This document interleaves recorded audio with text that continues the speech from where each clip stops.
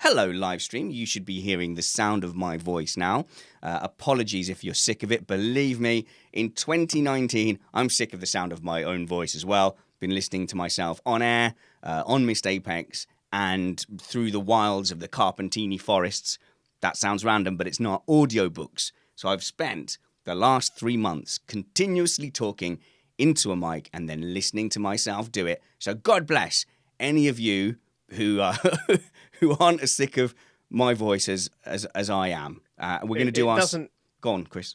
Well, it doesn't help as well that I've been standing outside your house with a boombox with all of your 2019 highlights, like held over my head, like in that movie. Yeah, I know the one. I know what you're saying. It's just a bit of a waste. I forget which one it is. Because I've been outside your mum's house with a boombox, holding it up front, playing love songs, hoping to rekindle our passions. So wow, I can't believe you would throw Mrs. Spanners under the bus like that. What Mrs. Spanners is your mum. That's what everyone's going to think now. No, you're right. You've completely ruined. Like, do you know, I'm Spanner's son. Right, go to my Instagram and my Instagram TV, and I've spent the day. Hello, everyone. I've spent the afternoon doing improv with the kids. So we've been playing such stupid games such as Fortunately, Unfortunately. So I would say something like, fortunately, we live in a loving house with a Christmas tree. And my son would say, unfortunately, the Christmas tree is made of unreasonably high mass matter, which is currently sinking towards the core of the earth. That kind of thing. And I have to say, they are better than you in every way. I should bring you guys up, really, shouldn't I? Here's our panel. It's Chris Stevens, Chris Catman. He's only going to be called Catman because there's 2 Chris's and he should have picked a better name. And it's Steve Amy, the video guy. So say hello, guys. I was the good Chris last time. What's this all about? Well, I'm back now, so the balance order has been restored to the force. Yeah, the statute of limitations on Chris's crimes has expired. So he was only Chris that I hate loads for like. I was on probation for a while there, wasn't I? It was. I was going to replace you with that chair permanently, but no. You're back now. I'm the best looking panel member, so you couldn't. Well, only because you're young and the rest of us... Yeah. Right, our faces are falling apart, okay? Look, you've seen photos of Steve in the 70s doing his TV stuff. We all used to be magnificent, Chris. You're sitting there all smug with your 20-year-old skin. Look at Catman. Look at the jowls. He's only 30. Look. And it all just falls off your face. And you're sitting there smugly saying you're the best looking. It's because you're brand new. You're out the box. Do you remember in the pub when I realised you were 30-something for the first time? Yeah, that was embarrassing. It's fine. We still connected over that Lillian Marshall crap. Yeah. That kebab was good. The live stream might not know this, but how long were we doing the show together? Like 2 years before we realised we lived like a 10-minute walk away from each other? Yeah, it was a good couple of years before I realised I literally drive past you on my way to work. Then you were, and then you you invited me over to your house. That was a big mistake. Yeah, I know. Now you know where I live. That really sucks. Yeah. It's dangerous. It is. And you see my wife and kids. I'm never going back. And he stood outside your house with a boombox and... Wait a minute, no, that was completely different. I'm just trying to get as much of Chris in shot as possible so you can see his full boudoir. There we go. Can't see your Missed Apex t-shirt in shot, but we can't have everything, can we? Oh, no, hang on. No, it's all right. No, I don't know, because now I've got to reframe it to see your head. No, you don't. I'll get back to the position I was in. Okay, but you got boob shots. Oh, and Chris and Steve are the wrong way round. Look at that. So there we go. There's always one thing you forget to do, kids. We are going to get on with our live stream in just a moment, but I do have to fix one thing, which is my scenes slightly out. In fact, no, look at that. It's on the panel. So I'm there. Chris, amuse us with an interesting story for 60 seconds. I'm the Lando Norris of Missed Apex, apparently, according to Milkman 2, and which I think is probably the best compliment I've ever had. Okay, explain. Well, who wouldn't want to be like Lando Norris? You know, not only is he, very, very wealthy and an incredibly talented sportsman, but he's also just a stand-up guy, very funny. I think everyone could, if we were all a bit more like Lando Norris, I feel like the world would be a more interesting and better place. He's everything you're not. Wow. Well, this guy says otherwise, so... Maybe that's what you say to yourself in the mirror in the Yeah. morning. It's like a motivational thing. Hot Chris, just say it. He's hot. Thank you, Bradley. Oh, always- look at that. Can always count on Bradley for a bit of. fanboys. I honestly think it is cruel that like the level of banter that Brad does about you being attractive is I just think If Chris is Lando, Spanners is Hulkenberg. I don't understand any of this. You never got a podium. Okay, we are nearly there. Steve, you're going to be so proud of me that I've managed to do this on the fly, having originally made a mistake. Stop being poor, Chris. It's 2019. Yeah. Stop being poor, guys. All right, Jesus. we can do it. We can do it. Look, I've got me and a car. Oh my God.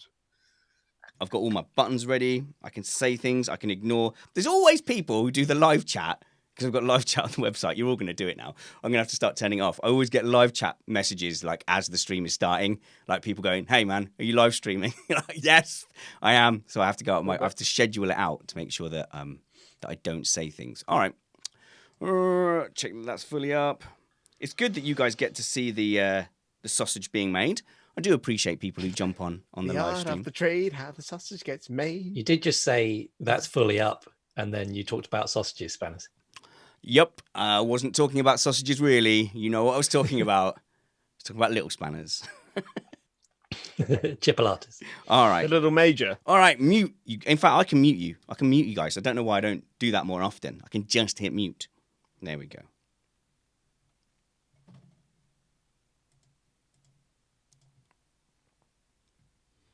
You are listening to Missed Apex Podcast. We live F1.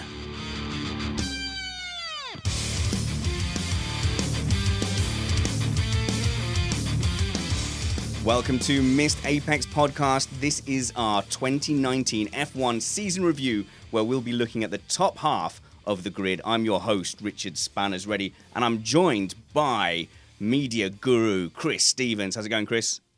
It's going great, Spanners. Looking forward to getting into the nitty gritty of this top half of what has been a very dramatic season. Yeah, it has been. Obviously, the shine was taken off by Mercedes' massive leap, and it was like 12 races before the second best team actually won a race. And I think we focus on the early run that Mercedes had, but when Mercedes didn't win, it was Red Bull at first taking those wins. Well, I think we gloss over those first 8 races. I mean, it was 6-1-2 finishes in the first 8 races. Whereas actually, if you look into those races, it tells the story of a much more interesting season than certainly the results show. So hopefully that's what we're going to get into tonight. Well, hopefully we can unpack some of that and get into those nuances. We are an independent podcast produced in the podcasting shed with the kind permission of our better halves. We aim to bring you a race review before your Monday morning commute. We might be wrong, but we're first. We're also joined in the shed by our quiz master and general all-round nice guy, Chris Catman Turner, to be referred to only as Catman from now on. Good evening. It's a bit dangerous, Spanish. You've got your exotic Chris and your weekday Chris in the same room at the same time. Exotic Chris? Are you the exotic Chris? Are you? Is that what Yeah. you're saying? So I have my work a day. I have my marriage Chris that I have all the time, and you think you're billing yourself as the exotic, exciting Chris. Yeah, I'm the weekend in Ibiza Chris. Nice. We will call you Catman to avoid confusion from now on. Now that Chris is back in our good books, we're also joined all the way from Australia, moaning about a heat wave where we all sit here and shiver. It's our video guru, Steve Amy. How's it going, Steve? It's going well, thanks, Spanners. And you're dead right. It has been very hot here in the last week. But as you can see, the beach is, looking very fine. And I'll go for a swim after we've done this. I've always found it very odd that you guys have Christmas fully in the middle of your summer. Oh, yeah, boy, do we ever. Does that affect the marketing? Because obviously we have Father Christmas and igloos and snow and all that kind of thing everywhere. Do you have Santa on a hot beach? No, we have him surfing usually on a surfboard with a big sack on his back and that sort of thing. Yeah, and Santa on the beach. So yes. Awesome. Let's find out which one of the teams have been naughty or nice and will be getting a visit from the F1 Santa.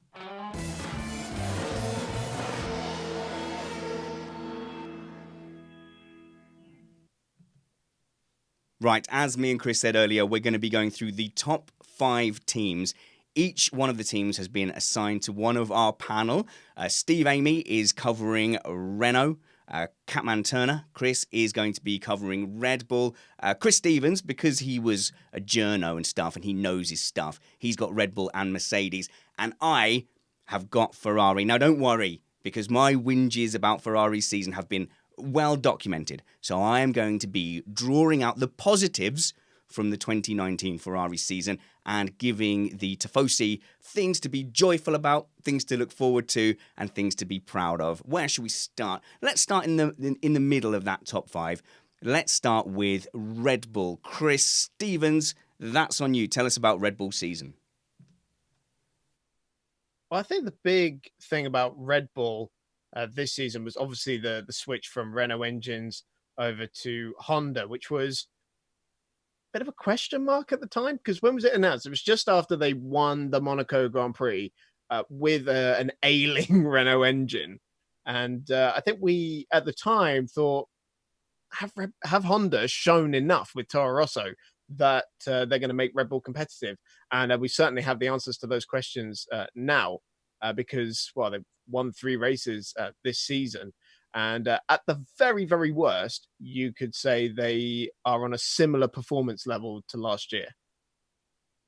Okay, no, well, that's fair. I think we said it a couple of weeks ago that whilst they may have had the same amount of overall wins as with the Renault engine, you're looking at the end of the Renault arc. They had a long time with that relationship with Renault to get to that level, and they were able to at least match it with Honda. That's hopeful. But I think it did look positive last year with Toro Rosso, in that the Toro Rosso wasn't just pulling over to a halt every race, and that is kind of what we've been expecting from Honda throughout all their McLaren days. Yeah, the outright reliability and power of the engine is still in a little bit of a blur in comparison to the Mercedes and the Ferrari, because they're still taking those strategic penalties. So we don't know if they can actually go through the season on the allocated number of elements just yet. But certainly there's a progression there. And I think what's crucial for Red Bull as well is that I don't think they were going to win another title with Renault. They don't seem to be showing the ability to catch up with Mercedes and Ferrari. They may well be improving their engine, but they've got to outdevelop Mercedes and Ferrari, which Honda are showing they can do. So that it was clearly the way forward for them. That'll be interesting, because I've got a suspicion that Steve may argue with you about the Renault engine in the Renault section. I'm interested in sort of raw numbers, though, because we've talked for a long time about the battle between Ferrari and Mercedes on pure power. If we just put these on a dyno and just run horsepower numbers, what do we know about where it's the Spec 4, isn't it? So this is the Spec 4 Honda engine for the season. Do we know whereabouts they are? In terms of specific numbers, not that I have to hand. Certainly, I doubt they would have made those public. Put your hands like, here's Honda, here's thing, here's what's it. Okay, let's say if the Ferrari is a 10, then because we believe it's the most powerful by some 30, 40, maybe even 50 horsepower at times this season, then we'll call the Mercedes an 8 and a Honda a 7, maybe a 6.5. Wait a minute, is that an unladen Ferrari or a laden Ferrari? Is that an African Ferrari or a European Ferrari? Monty Python joke. But I'm surprised that you're putting the Ferrari a 10 and the Mercedes power unit an 8. Yeah, just because, I would call it a 9. It depends what you want to rank on. In terms of power, I'd say 8. But for things like reliability, overall season performance, then I'd put the Mercedes marginally ahead.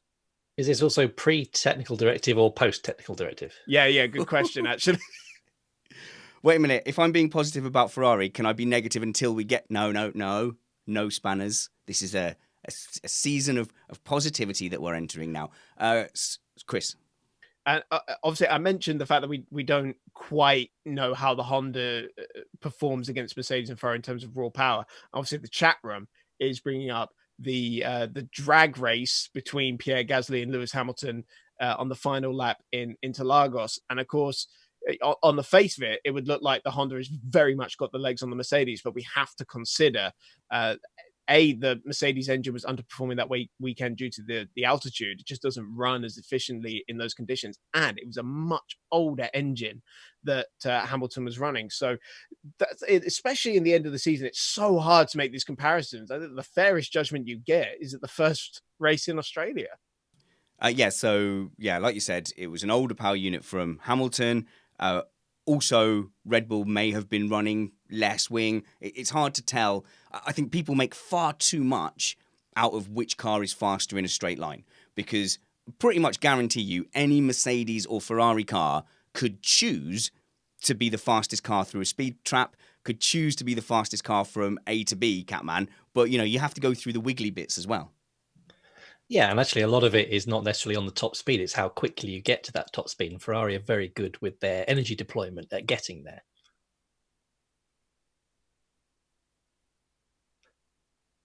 Steve? All right. No, I was sorry. I wasn't trying to get your attention, but I will say that's been Renault's problem, during the year. They're very fast in a straight line if you actually look at the figures, but they can't go through the wiggly bits at all. All right, Chris, tell us a bit more about the Red Bull season then. It's been a funny one from a driver point of view. They're clearly favouring Max. I don't think anyone can argue that Max is their number one driver.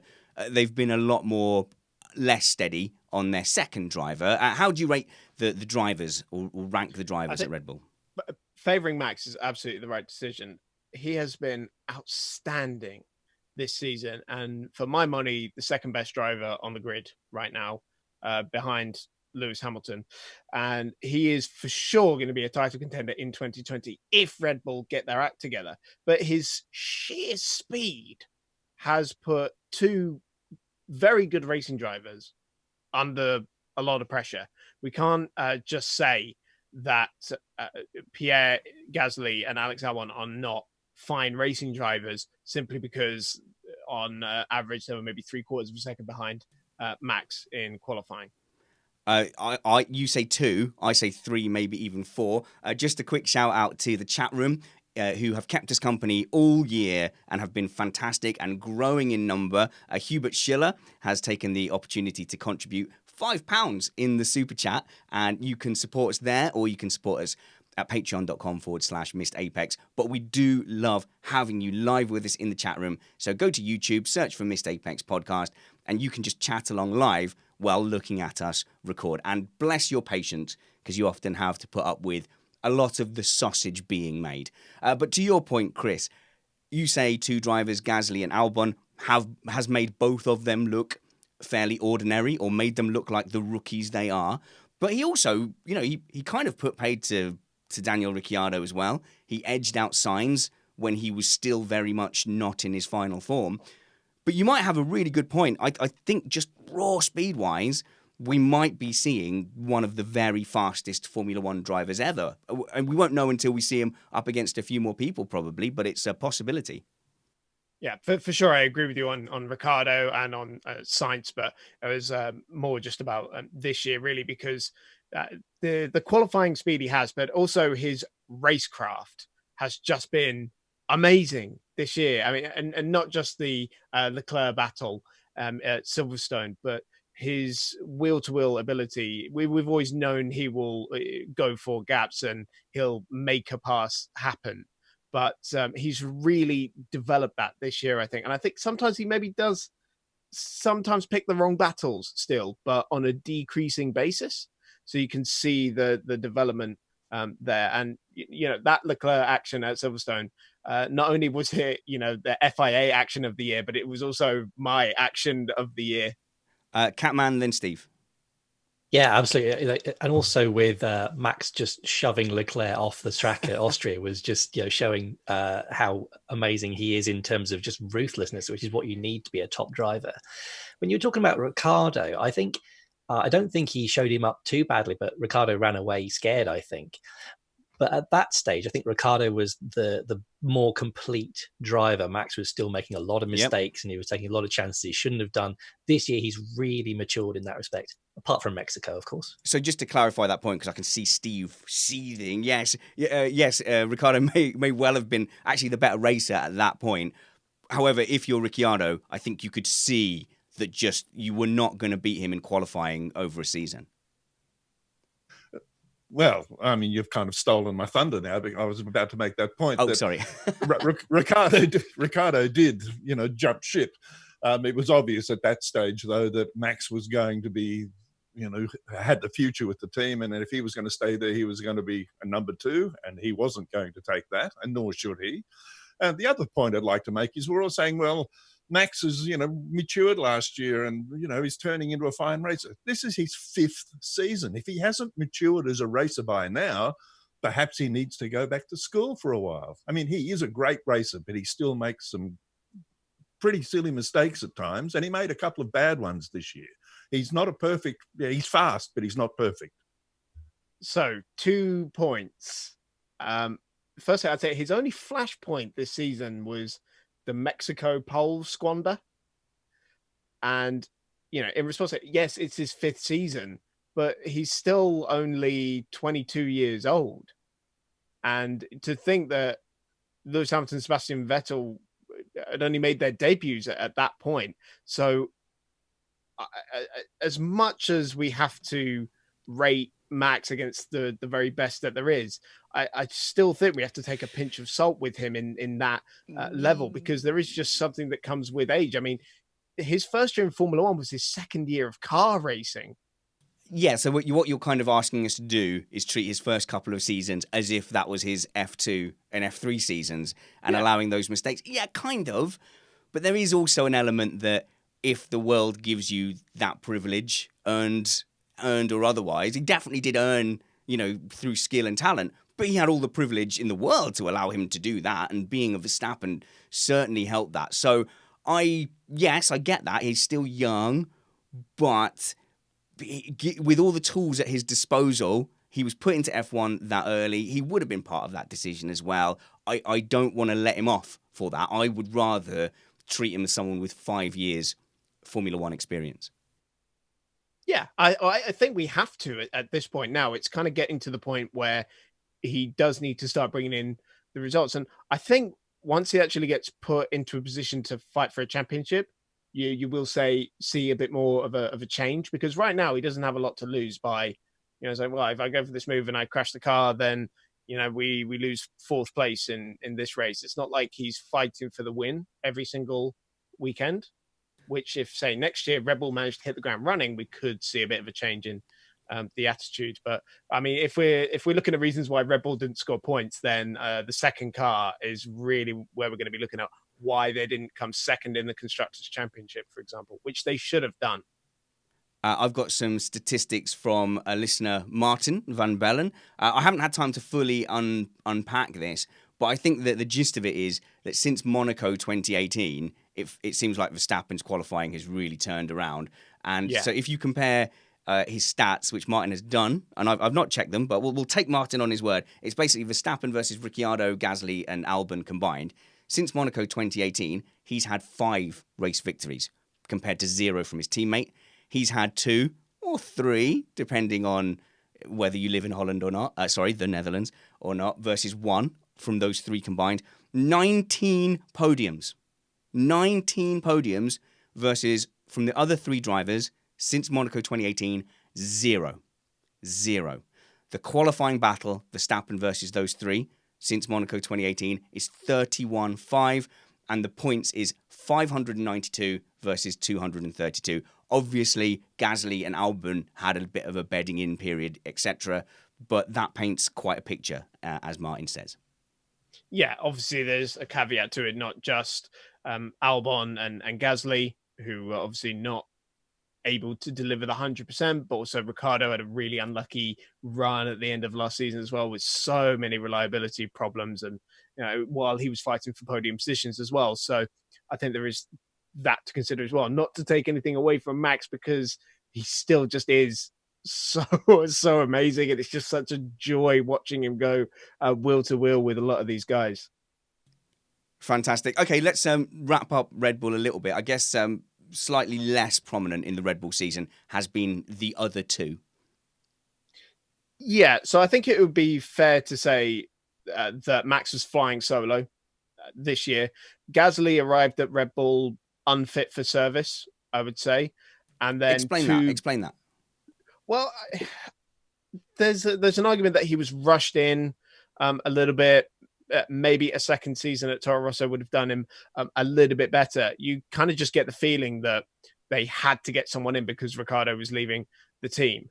And as much as Gasly was impressive in his first season, there needed to be a little bit more in there, I think, because we've seen in junior Formula for him, it takes him 2 or 3 years to kind of bed in a little bit, which we see with a lot of drivers. Yeah, although the best ones, Verstappen, Hamilton, Alonso, you didn't see them taking a year to bed in, did you? You know, Hamilton was right on it. You know, if I tend to think that if you're going to be that good, you're already going to be pretty special to start with.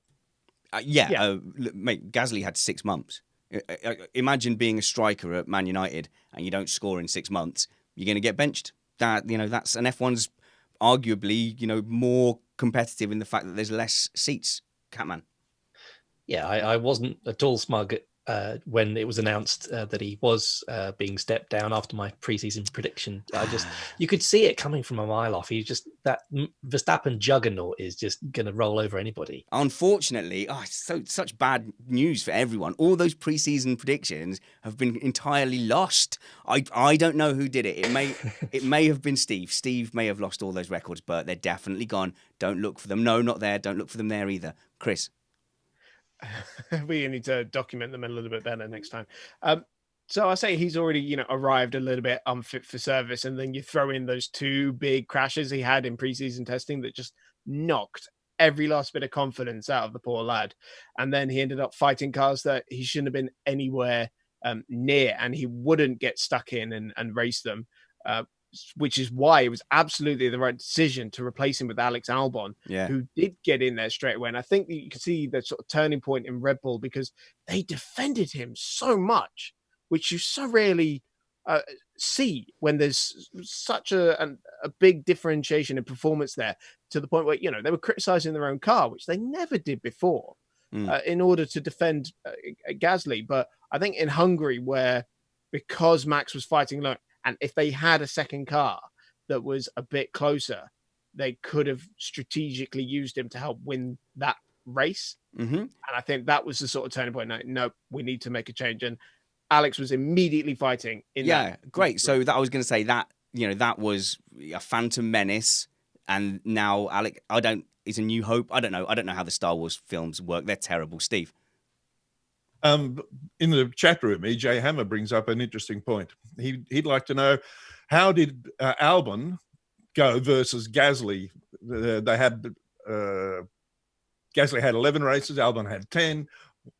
What was the kind of the point score balance between them?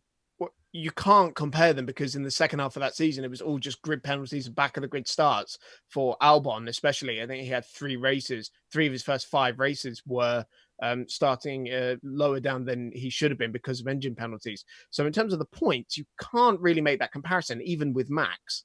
But you could see he was so much closer and in that lead group. Yeah, and actually, I think they only finished 2 points apart, despite Gasly getting that miraculous podium position. So that just shows that Albon did get the better majority of the points for Red Bull. So I just have two things, and we'll wrap up on Red Bull. For Albon especially, you have to remember he had no super license when he got in the Toro Rosso in preseason testing, hadn't driven a Formula One car before they did the shakedown of the car when they were doing the filming day, had no chance of an F1 career when he started his F2 season in 2018. So put all that together, it really has been an astonishing 12 months for Alex Albon. And one last thing I'd like to say about Red Bull is that their pit crew has been astonishing. 3 world record pit stops in one season. And that has made a difference. You've seen it where they've been able to jump guys. I won't be happy until they change tyres without stopping the car. Until then, it's not good enough for me. I'm not impressed by the space thing. No, I am impressed constantly, actually, by Red Bull doing things for the sake of it. And they seem to have an attention to detail and a scope and scale to do things that other teams don't have. It will be incredibly exciting to see if that can translate to a championship challenge in 2019. So I don't know, let's say a B plus. To get an A, they need to be in the title fight, and they need to break through this glass barrier that they've had of like 3 wins. So they need to win in places that aren't Mexico, that aren't. I started off on that as if I was going to be able to Monaco. Monaco, thank you very much. You know the one they've got their courses, the Red Bull courses. They've got to start winning at other places. A big win at Silverstone next season, or turn up to Paul Ricard and go and smash Poland and win. Then we can really start hoping for things. Time to move on, guys.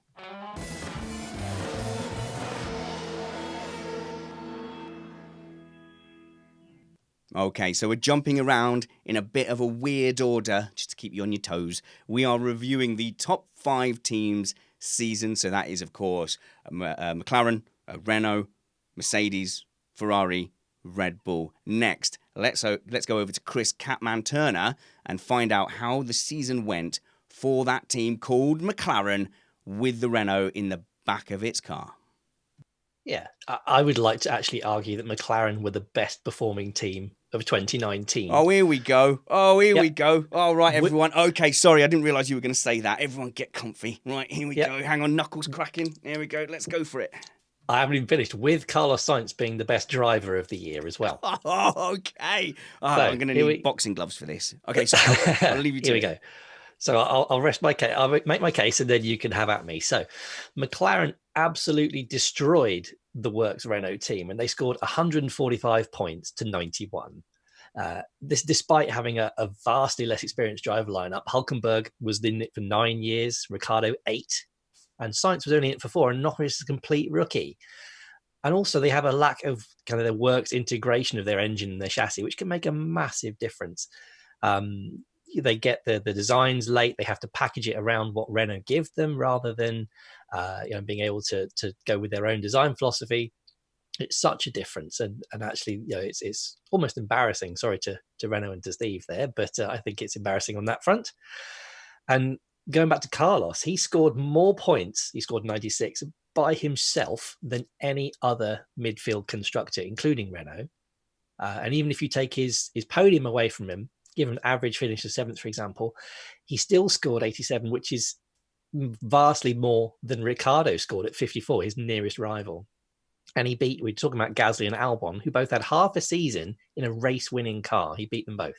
So I think it's entirely fair that you've set this up as if essentially a 4-car championship, haven't you? So it's like it's McLaren versus Renault and those 4 drivers. That's a completely fair comparison. And there's no doubt at all, Chris Stevens, that McLaren won Formula 1 point Renault. For sure. And I would argue that Sainz is in the top 3 or 4 drivers of the grid this season. If he doesn't make it into Autosport's top 10 drivers of the year, I'll be a little bit disappointed, and I will complain to them.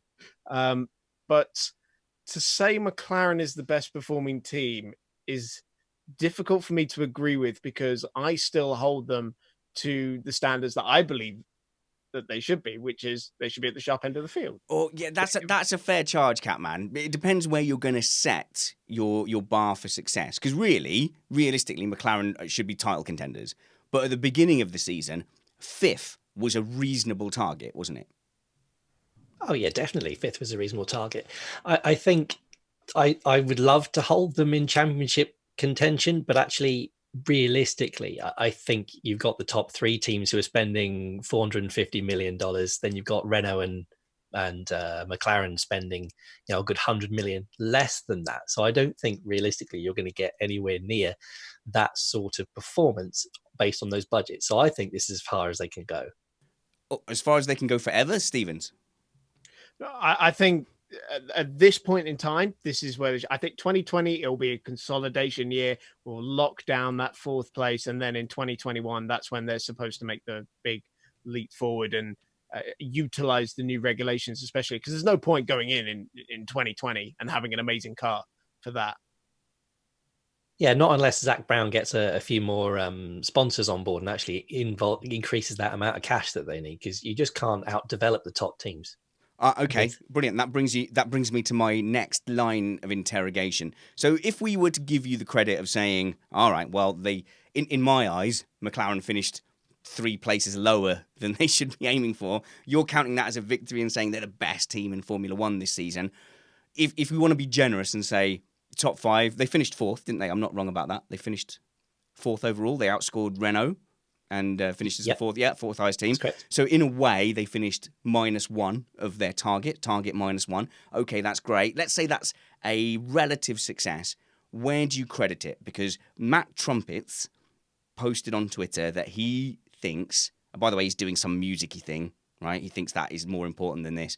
He said that Zach Brown is a genius for getting McLaren to this position. I personally might think that's a stretch. Where do you land?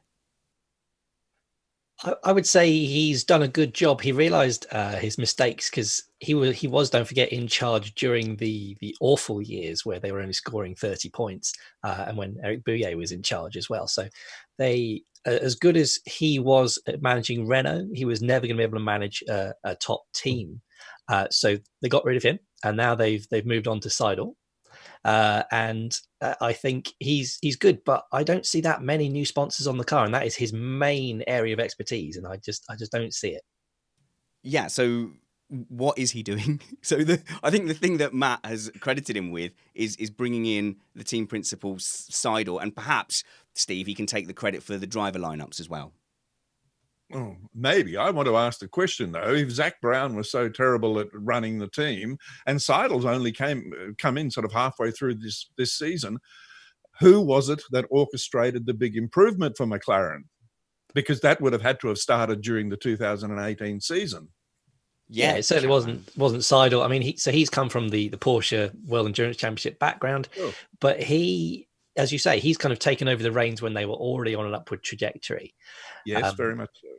Yeah, so I think it was like when Mercedes took over from Brawn and suddenly stole the show. It was the same sort of thing.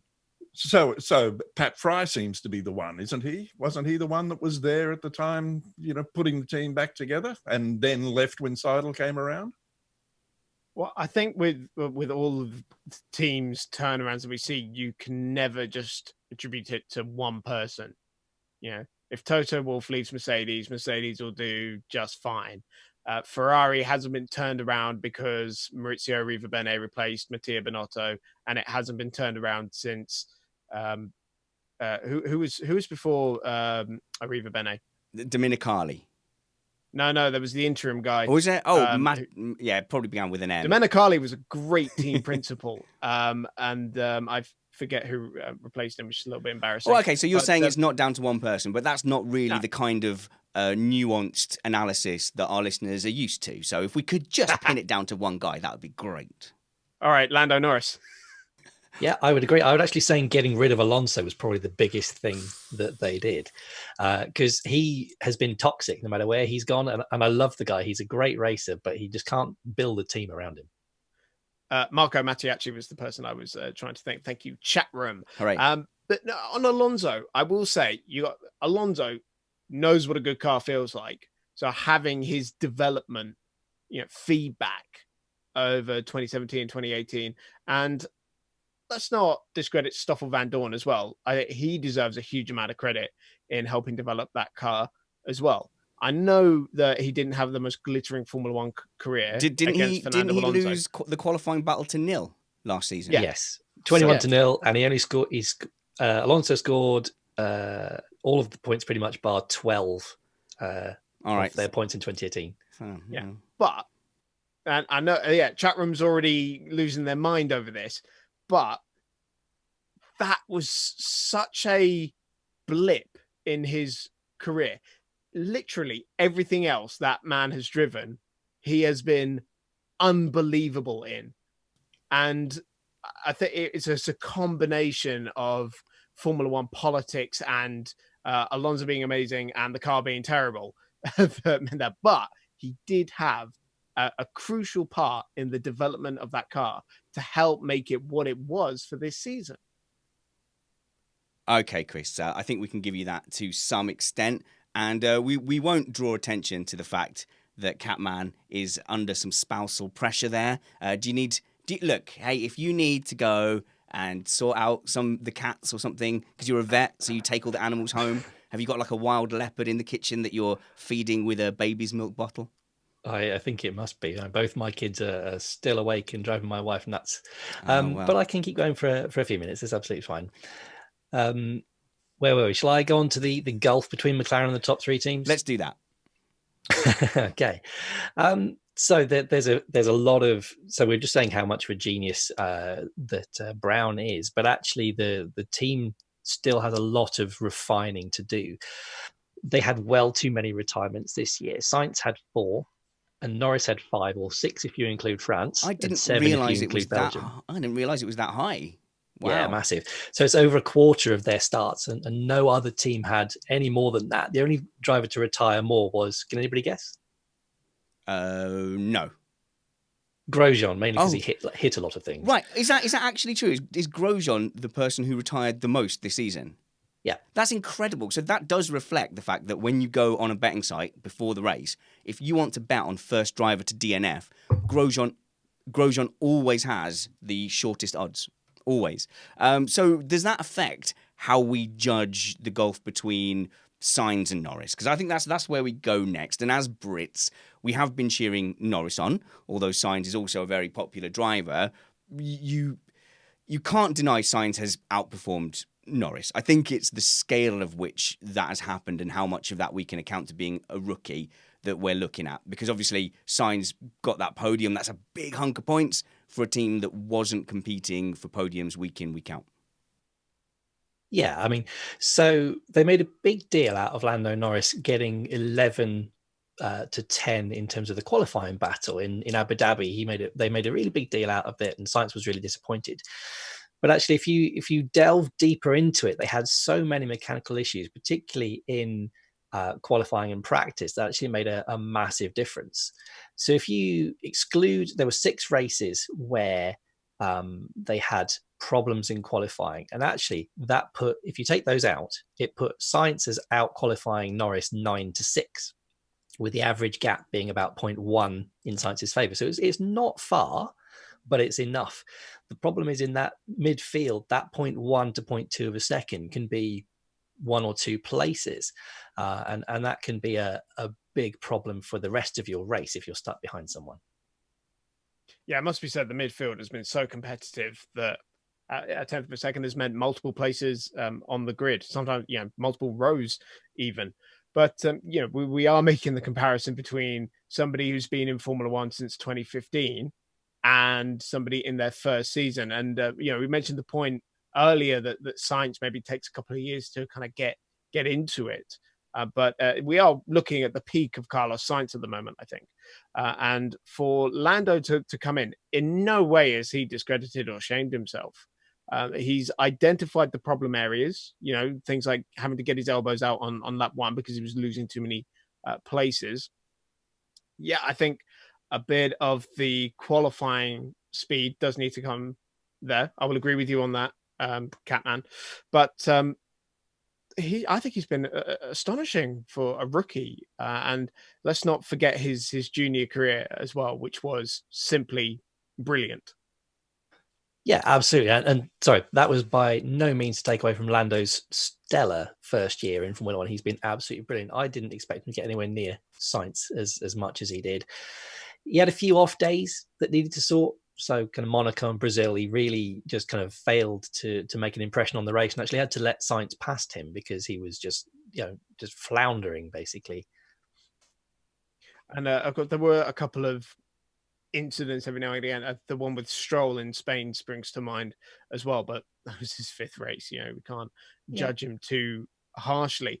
And I think we all get the impression that Norris can fight for world championships one day, which I don't think we quite get with Sainz right now. It would be if McLaren keep this line up for 2 years and then McLaren are in a position to fight for a championship in 2021, then that's going to be really. I think both of those guys can fight for a title. At the moment, they've got such a strong relationship, Carlos and Lando. And I think in a couple of years, if they are starting to fight for podiums and wins on a regular basis, either that healthy relationship is going to be a massive benefit to the team, or it's going to massively melt down. Yeah, that will be interesting to see. I mean, fair enough. We've spent time comparing Lando and Carlos, bit informal, sorry, Mr. Norris and Mr. Sainz. We've spent time comparing them. As you guys have said, they're in completely different stages of their career. Personally, as someone who wishes Lando Norris well and who likes seeing the Brits do well, sorry about that, I would say that I would prefer him to have had that conservative start rather than have a reputation now for somebody who goes Maldonadoing into people or Grosjeaning around bends, Catman. So I'm relatively happy if one of our biggest criticisms of him was, he didn't want to hit people on lap one. Yeah, so in Australia, for example, he was stuck behind Giovinazzi for a good 20 laps because he just didn't want to get his elbows out. But actually, that improved massively over the season. Even as at Bahrain, when he kept Kimi behind him for the last few laps of the race on a track that's quite easy to overtake on, he did incredibly well. And they were just lap one, he did so well towards the end of the season. Good, but absolutely right, taking nothing away from Carlos Sainz. He's had a banner season. He's had the season of his career. The unfortunate thing with Formula One is then you have to go and do it again. You have to do it again every year. So I will be mindful. I'll cut off a few emails while we were almost praising Norris or excusing him not getting his elbows out, but we were also criticising Gasly for not doing the same thing. I think the scale is different. I think the scale to which Gasly wasn't fighting is bigger. But do feel free to email me, spannersready@gmail.com, to do if you have any what do you call it? If you have any problem with the thing I said, and you can get in touch. You can also get in touch with us by DMing us on Twitter @MrApexF1, or I'm @SpannersReady on there as well. We also have a Facebook group. To wrap up, Catman, we've been comparing Lando to Sainz. What about comparing McLaren to themselves? Yeah, so they've certainly been the most improved team over the last few years. So back in 2017, when they had the Honda engines, they only scored 30 points, abysmal 30 points. They were on an upward trajectory, like Steve was mentioning. In 2018, they got 62, but this year, 145. I say most of those were Carlos because of they could have got a lot more if they didn't have so many mechanical gremlins this year. But they are just on a massive upward trajectory. And as I say, though, my concern is that this is as far as they go. Fantastic. Thank you very much for that. It wasn't as fighty as I thought. However, I will take objection to you saying that they were the best team of the season when I think of McLaren as fighting right there at the very top. All right, that's enough McLaren. Let's move on to Renault.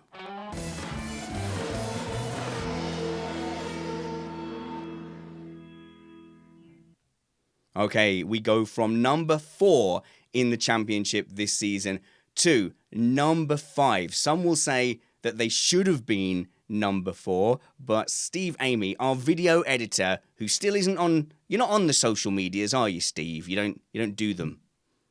No, can't see any reason to. I spend enough time just on the map stuff.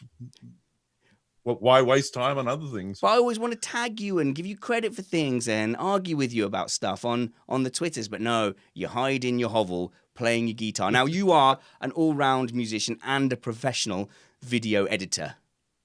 Oh, yes. I wouldn't call myself necessarily a professional editor, although I edit. I'm a director and writer primarily. Oh, sorry. But I edit because you can. Is that higher up the pecking order, is it? The things you said? No, not necessarily. A good editor is, something that's very scarce and, people look out for them. I'd love to be a great editor. But all the things you see when you check out the video, and you should occasionally, like personally myself, I'm more of a podcast consumer than a YouTube editor. But should you ever find yourself at home in the mood to watch Missed Apex, you can see a slightly different production in our fake studio and see everyone in their fake backgrounds. Matt sorry, not fake, real. Matt has a real backdrop of Brooklyn and Manhattan behind him, and Steve has a real beach behind him as well. So do come and check out the video and subscribe to the channel. Search for Missed Apex Podcast on YouTube. Steve, you're making the case for Renault. I would say everybody's 10th favourite team.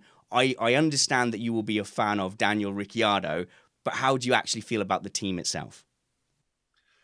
I think the public perception of the team this year has been that they had a bad year, and to some extent that's true. Let's just look at what was their lot in 2018 to start with, and just lead. Yeah, good idea. Yep.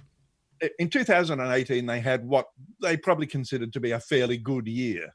They had got fourth in the Constructors' Championship, and they developed. Their expectation for this year, on the back of that, was that they would close the gap to the leaders, and that they may get a podium or two. I mean, that turned out to be not miles even away, close, but anyway, yes. And so, in some ways, they've taken a step back, and the public perception is that. But if you actually break it down and look at what the team did during this year, one of the things they did, which was, hit their key KPIs, was that they closed the gap fairly substantially to the leaders. In 2018, the average gap was about 2 and a bit seconds, 2.1 to 2.2 seconds. The average gap this year, and I'm making these comparisons on their qualifying performances. Okay, that's the fair. The average gap this year was down to about 1.4 seconds. So that actually improved around about 7/10. And in Formula One, that's a fair amount. So I think that they took a step forward in that way. They had some things that were difficult for them during the year, and I'm not trying to necessarily make excuses for them, but these are some of the things that you need to take into consideration. Okay, go ahead and list the excuses then, Steve. Well, they came into the year having to deal with the fallout from the Goan fiasco thing, and that went on all year, and in fact still hasn't been resolved properly yet. Actually, I think people may underestimate that, because Renault was a team in 2018 that was basically having to prove to the mothership that F1 was worth doing and was worth getting investing. And I never know how to pronounce it. Is it Goan? Goan was one of the supporters, as was his deputy, who then got made CEO and then got sacked himself. So the soul of Renault F1 itself was at stake, and it wasn't like the Renault masters were saying, "Okay, F1 project, here's £1 billion." They have had to deal with the budget and prove themselves.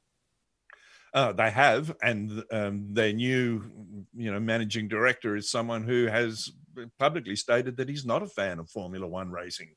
Ooh. So that has put all kinds of uncertainty into the minds of the team and into the way that they respond and react. So, as I said, don't want to make excuses, but they had to deal with that, and they've had to deal with that all year, and that's been unsettling. Your next excuse? Sorry? What's your next excuse?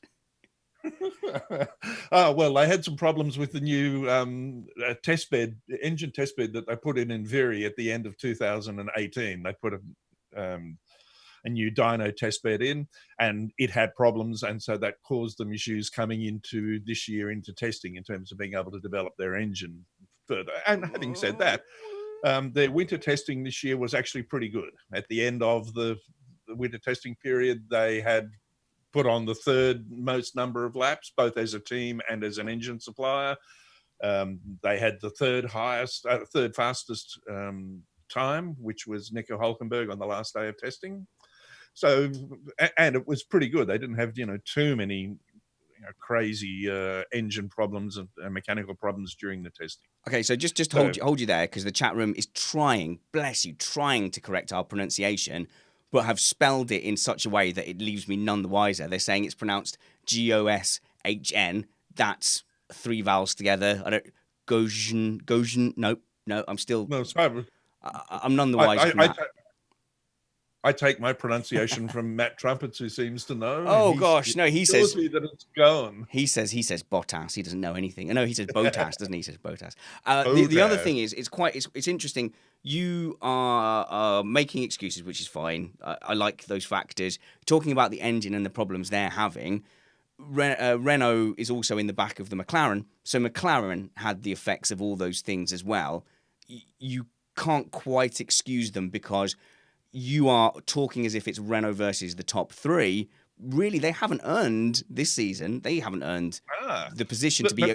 They're fighting McLaren at the moment, not Mercedes. Sure, I'll agree with that. It's not the engine that is the issue at this stage. And I was going to get onto this a little later. If you actually look at the engine and look at the figures, in a straight line, they're pretty fast. If you look at their qualifying and their performances on the fast tracks, the low drag tracks, Belgium and Italy particularly, they qualified really well, quite high, and they finished quite high. In Belgium, they qualified 6th and 7th and finished 14th and 8th, but that was because Danny damaged on lap 1 and had to pit early, so he never made it up. And in Italy, they were 5 and 6 in qualifying and 4 and 5 as their race positions. So I will argue the engine is fine, point slightly, because okay, maybe they've got the pace, but they are still severely lacking the reliability. And I went through and made a little list from McLaren and Renault. I didn't even get halfway through before I just got really well, like, I'm just going to have something for every race here, and there's no point in me listing every single thing there was. But you can just see there was, issue for Hulkenberg in Australia, double retirement in Bahrain, more issues for Hulkenberg in China, and in Germany for Ricciardo, and then for McLaren as well in those first few races. There was, of course, Norris's famous engine breakdown on the final lap at Spa. There was the MGUK glitch that got Ricciardo disqualified from qualifying in Singapore. The brake-by-wire controversy. We get the idea. Well, that's a bit unfair, that one. They've been running that system since the winter testing. Since the Grosjean days, since apparently. Lotus, yeah. Since apparently, yes. Since it was Lotus, yeah. So, I'll give you that one. But there's still so much work to go on there. But the chassis as well is a big problem area, it seems. That was my next point. Let's hear that then, what's Steve. What's really letting them down is the chassis and the aero. The engine itself, when it runs well. The problem is that they can't go through the twisty bits. That's the team has obviously identified that problem now, and in the last few months they have taken some fairly big steps in order to fix that. Goodbye to Nick Chester and Peter Machin, who were the TD chassis lead and the head of aero, respectively. Okay. And they have hired Dirk de Beer as the new head of aero, and Pat Fry is the TD. And I remember Pat Fry is the man who, in my opinion, had a lot to do with turning around McLaren. Now, so those people will come in at early next year. The truth of the matter is that they are not going to have a huge amount of say in the car for next year, because that's already half decided. Mm-hmm. But in 2021, their print will be all over the new Renault car, or should be. Okay, good. Well, let's get on to hope. I will just say Marcel Van D has said Steve is starting to sound like Cyril now. Oh, no, come on. He's putting up the case for Renault. And that has just reminded me, Chris, that I haven't been taking down any comment of the week comments because Matt isn't here. So can you do that starting now? No, don't worry. I've been doing it. Oh, okay. That's good. Somebody brought it up in the chat room. That's why I got reminded. So thank you, chat room. Ooh, fantastic. The amount of times the chat room has saved us is unbelievable. Ian Cadwell, I think, has asked, I said, I bet Renault are going to be behind Toro Rosso next year. So basically what we're seeing is a team that's come in, I feel like has been underfunded, hasn't had the backing of their masters, and has gone from fourth to now losing to their own customer, which is just gotta hurt. We'll hear from Chris first, and then Steve. Basically, I want to know, is there hope for 2020? Are they going up or down? Well, they were being beaten by their customer team before, weren't they? With Red Bull. So I think that's a little different. I'll say that's a little it is different. a little different, yeah. Because they were supplying Red Bull first, and they already had that relationship, and then Renault came in as the works team. So a little bit different there. And Red Bull had the jump of knowing the engine and also being ahead in the aero and chassis game, and then Renault came in. Steve, hope for 2020? I think there will be a little improvement in the engine because they've got the test bed sorted out now and they're being able to test it and develop it a little better. I don't think there's a lot of hope for a lot of improvement, primarily because for all teams, next year is going to be a lost cause. No one's going to spend a huge amount of money developing engines for next year because of 2021. They're going to put all of their resources into 2021, particularly because they want to beat the spending cap that's going to come in 2021. So they're going to spend like madmen on the 2021 car next year before they're capped off. Steve, that's amazing. You've got in the 2020 excuses already. You're a whole year ahead. That's fantastic, Chris. That is assuming they haven't already made the decision to pull out of Formula One at the end of 2020. Mazepan's buying it. Mazepan F1. And EJ in the chat room says, use Toro Rosso's real name. No, I've made no effort to learn it or remember it. It's just Toro Rosso. I've got the sense that we are not going to fit in Mercedes and Ferrari in this episode. So, Chris, are you going to be on next Sunday to do Mercedes? Are you here next Sunday in the next show? Mate, I don't even know what I'm having for breakfast tomorrow, let alone what I'm doing in a week's time. So it's a straight shot as whether we do Mercedes now or Ferrari now. Tell you what, let's do Ferrari this week, Mercedes this week, and we'll do Ferrari next week. Chris, hang on, look, I didn't spend all the time doing this bumper and the video thing to not use it, so I'm going to use my new toy.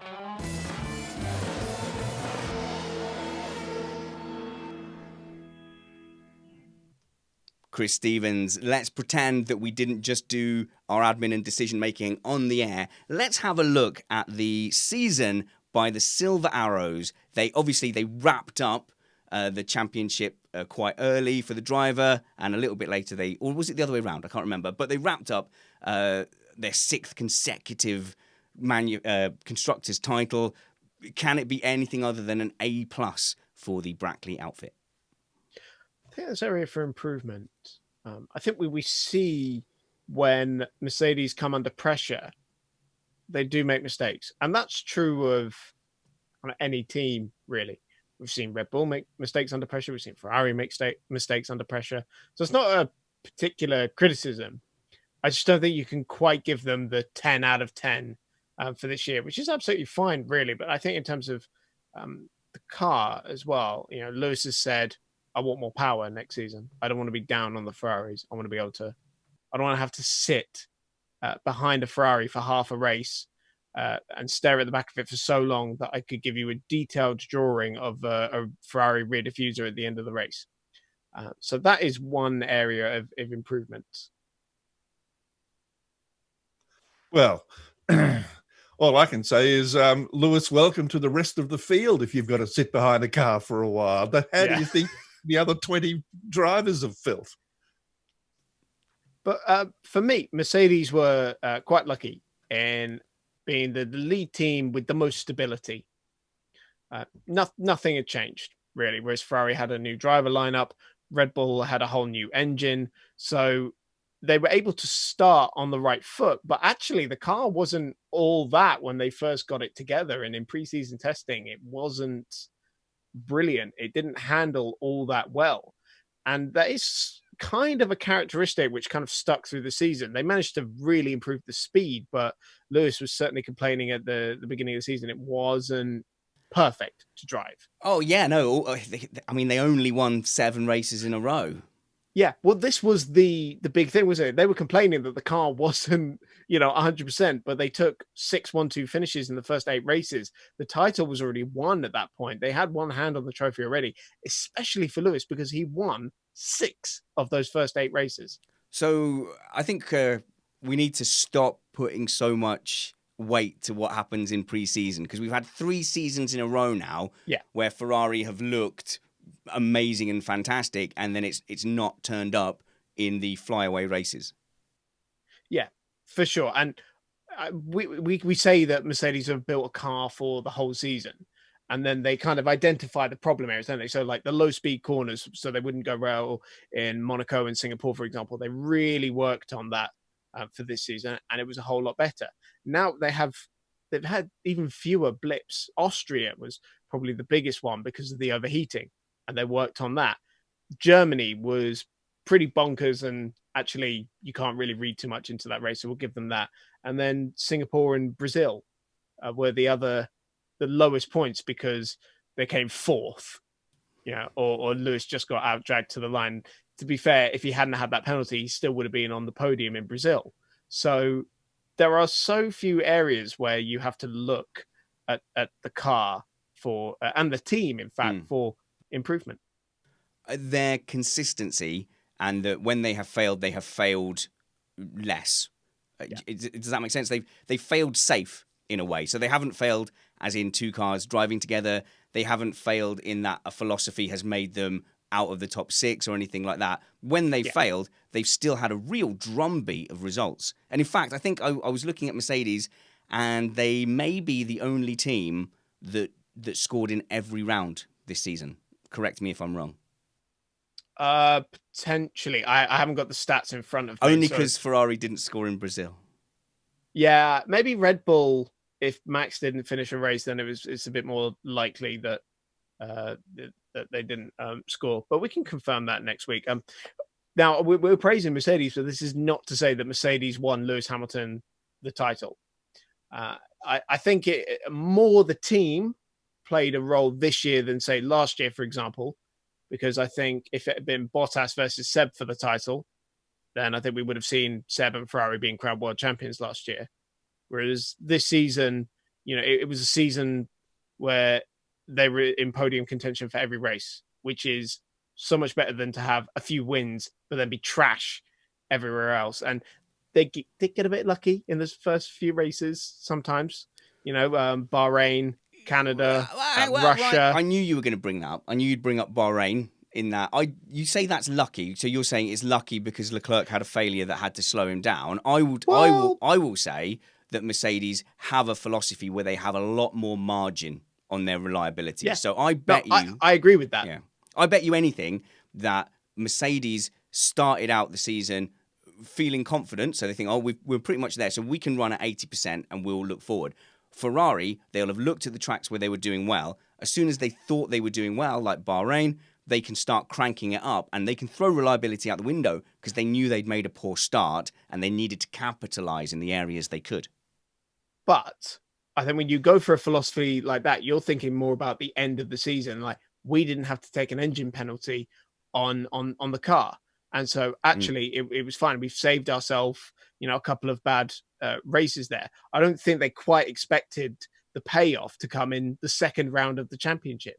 So I think in a sense that there was a bit of luck in there, but I do agree with your point about how they go for the reliability and the consistency over the raw speed, because that's what's won them this championship.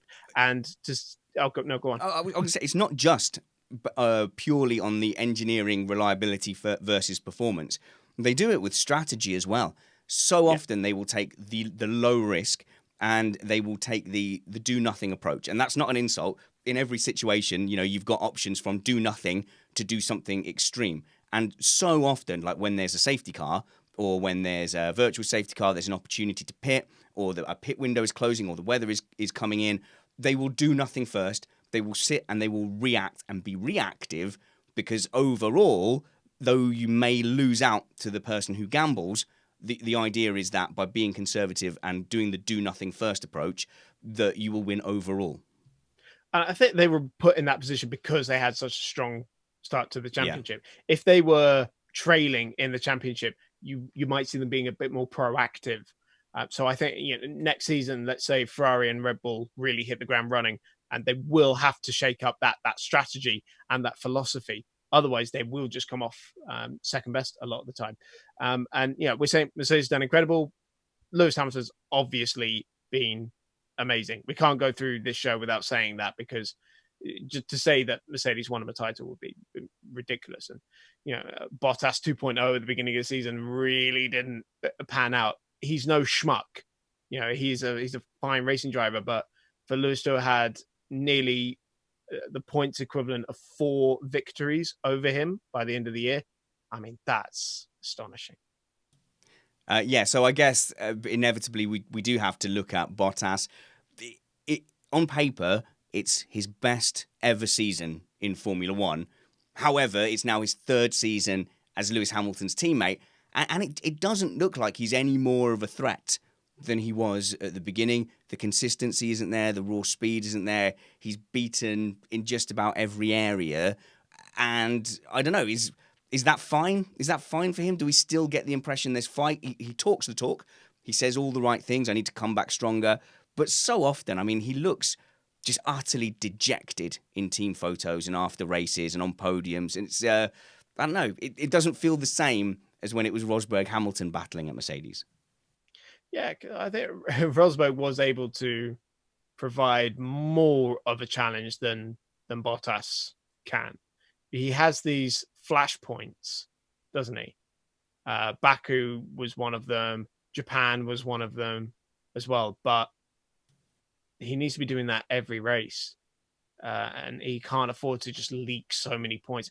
It's not like we're not like talking like a Red Bull situation where he was too busy fighting Ferraris and Red Bulls to scrabble onto the podium. That only happened in the more extreme circumstances of the races. So like Monaco, for example, which was a bit of a cluster, to say the least, amongst those guys because of the strategy. He was coming in and getting second place in a lot of the races that Lewis won. Okay, but beyond that, it got a bit too close to kind of properly match up. No doubt, he has to step up. So my only concern with Mercedes and their strategy is that they obviously on raw engineering power, pace, consistency, they've been able to secure title after title after title since 2014. If they get a serious challenge like we saw in Brazil, it's a completely different story. And are they unprepared for those scenarios where they might be underpowered like they were in Brazil? And if they're really going toe-to-toe with another team, say Red Bull or who knows, even Ferrari next season, my fear is that their tactics won't stand up to a more equal battle. I think they'll do just fine against the two of them together, because we have seen them come off and beat those scenarios in the same way that the other teams have been able to outsmart them as well. But last season was, for the majority of the season, closely fought, especially the first half of it. And Mercedes were trailing in the championship for the majority of that season in terms of the points. So I think we can see them be a bit more proactive and say that we need to make this happen. Because if I remember rightly, that's what we were praising them for last year. So they can adjust themselves to the situation that they're in. So I don't think we need to be worried that, well, if you're a Mercedes fan and Red Bull, if they bring it to the table next season, that Mercedes can't handle it.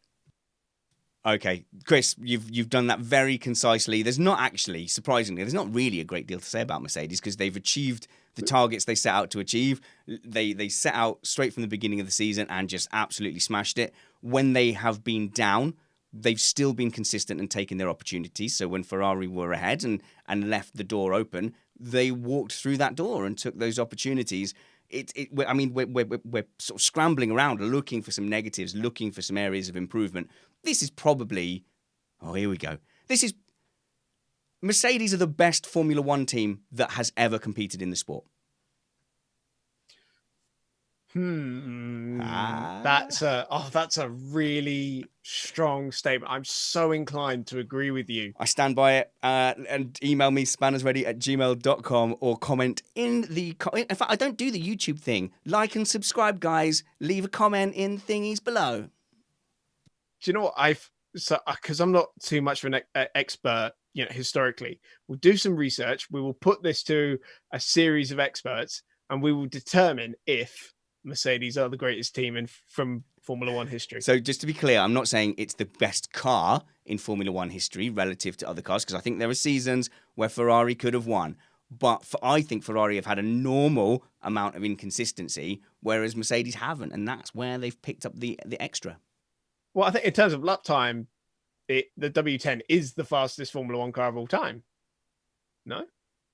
These are the quickest Formula One cars. Oh, yeah, no. I would rather do it relative to other cars. That's the scale I'm going to go on. Fantastic. Well, I think we do have time, in fact, to do a little Mercedes, a little Ferrari. But before I do, Steve, I'm so sorry, my friend. The whole point of you doing Renault, I assume, was so that you could talk about Daniel Ricciardo versus Hulkenberg at the beginning of the season. In fact, in the off season, we did a poll, our karting live event, and we asked, does anybody think Hulkenberg stands a chance against Ricciardo? And everyone kind of was like, no, Ricciardo's going to smash him. How did it play out? I think Ricciardo did fairly well smash him. Particularly given that this was the first year that Daniel was in the car and the team. Hulk had been there for at least 2 years before that. The quality results were 15-6, which is fairly, substantial.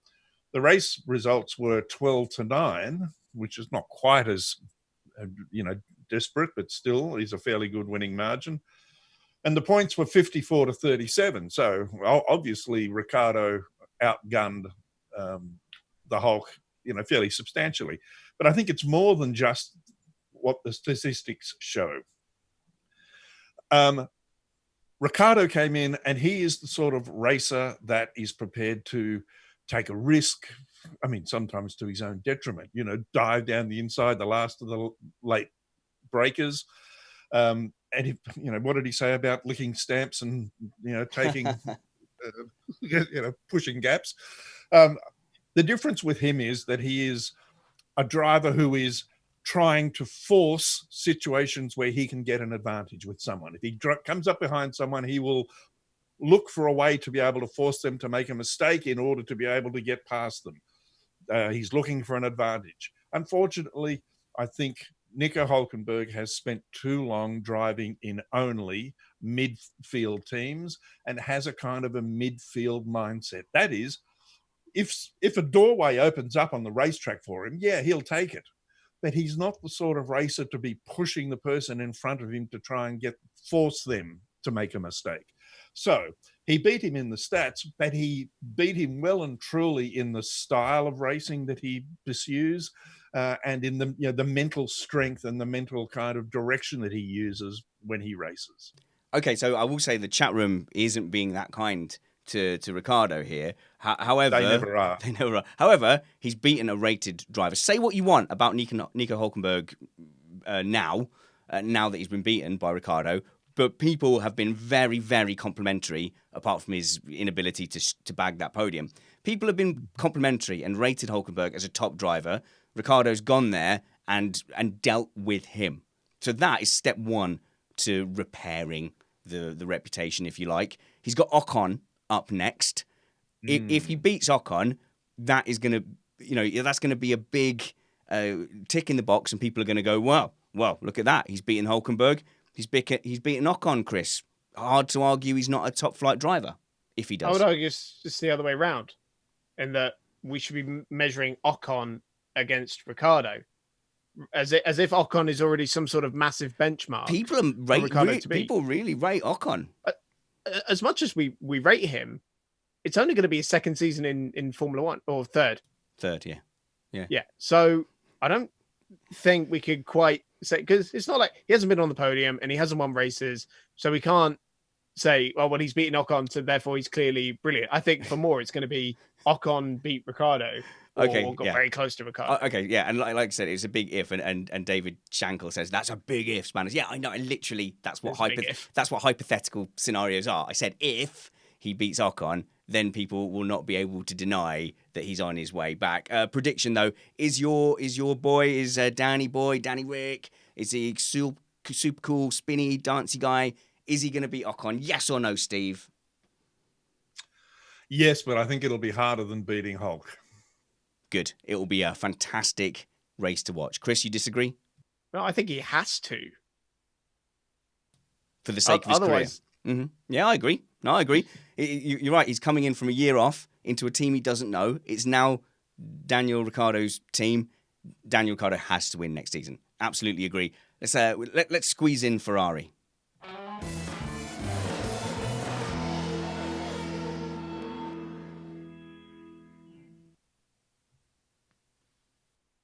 Okay, I'm looking at the positives we can draw from the Ferrari season.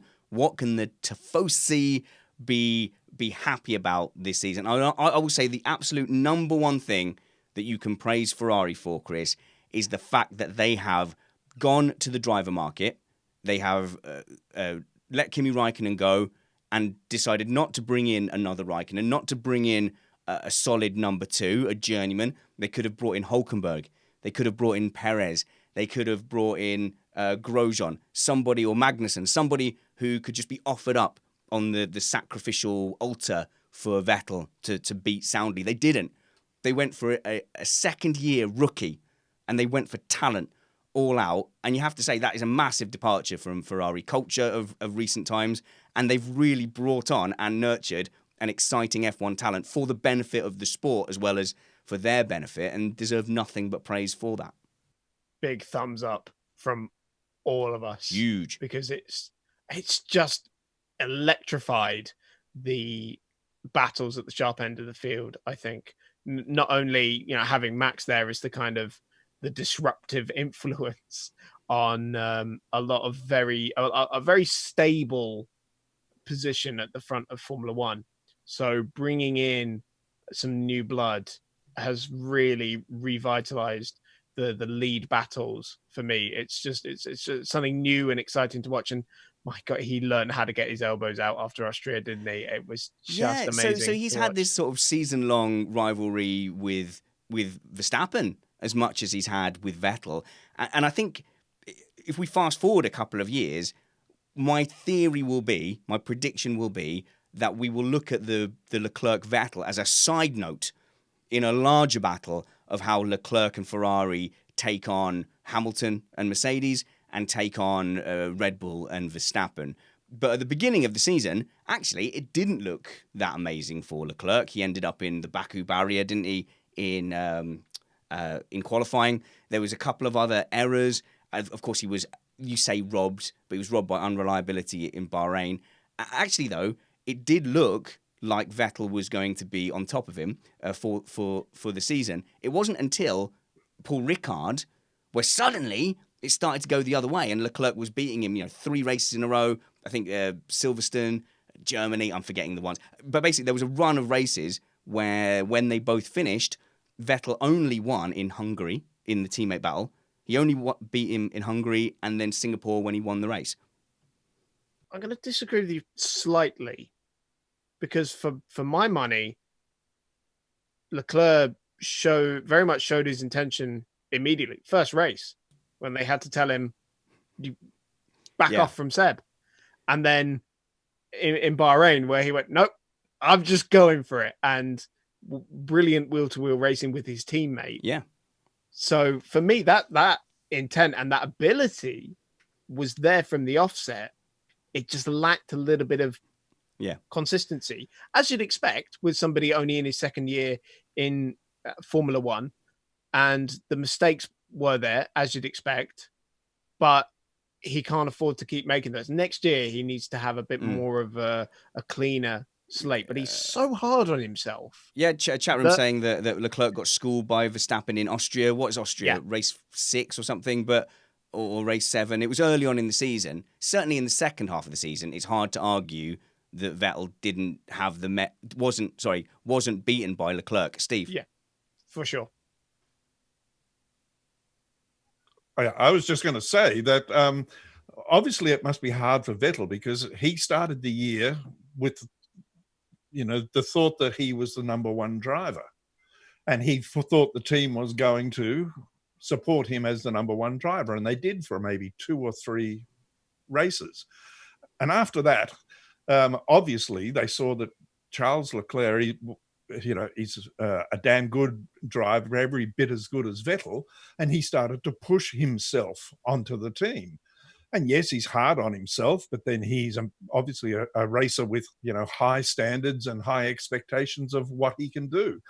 I think part of what Charles has done has undermined Seb quite a lot and made the team reassess where they're going to put themselves in the future, which has, rolled on through the year and has now led to these strange rumors that, Sebastian Vettel is going to somehow not come back and race next year. Personally, I can't see that happening, but he's got to understand Charles Leclerc is a hard racer. He is going to be one of the real stars of the next few years. And this is where I wanted to come on to the next area of credit that I'm going to give Ferrari. I think a real positive has been the management of the teammate battles. So not being dogged and saying, okay, we're going to have Vettel here and then this is going to be Leclerc's bedding in year. I'm sure that's how the season started. But they had to see the pace and potential early on. And as the season developed, that sort of started to go away. I'm forgetting exactly which race it was, but Vettel was ordered out of the way. In fact, that was Sochi. Was it Vettel was actually ordered out of the way to give the place back to Leclerc after he got the drag into turn 1? That would have been unthinkable for Vettel versus Raikkonen. But Ferrari do have previous of their top drivers then succumbing to number 2 status and not necessarily realizing that they're going to be the number 2. So Barrichello, I think on Beyond the Grid, recently said that, he didn't quite see himself as a number 2. I'm sure Raikkonen did not know he was going to be number 2 to Vettel. I'm sure Massa didn't set out to be number 2 to Alonso or number 2 to Vettel.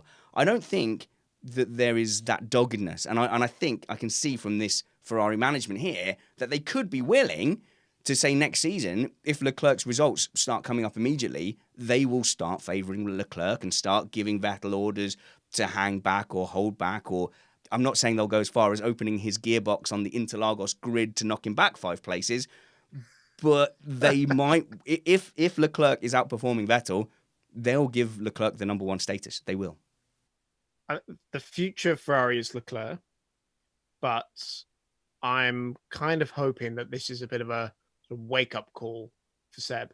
If he isn't ready to leave Formula One just yet, then he needs to really dig deep to find something to beat this kid. And crucially, minimize the errors, because it's just the undoing of Sebastian Vettel right now. And so what I really hope we get next season, like dream scenario, is, Ferrari are able to challenge at the front and we get some proper dog fights between Seb and Charles. Okay, so more positives for Ferrari and no chat room. It's not hurting me. I'm a very positive kind of guy. I can see the positives in everything. Okay, so Ferrari didn't come out with the best design, and they admit that they didn't come out with the best design. No, that's not criticism. The way they responded to that, I think, was actually admirable. So they didn't go out to be like Mercedes and be the best car everywhere. They played to their strengths, and they went even lower downforce in the places they had to go lower downforce to make themselves a pain on the racetrack, to make them a car that can make themselves a car that can overtake if they don't get pole, to make themselves a car that is hard to overtake should they manage to get past in qualifying or, into the first corner. They had a philosophy that was like, okay, right, well, we haven't got the big punch, but we can rope-a-dope a little bit. We can be a bit clever. And they did that to great effect. Because after, if you look at Monza and Barcelona, Leclerc was not the fastest car on race pace, Chris. At Monza, Hamilton was on him.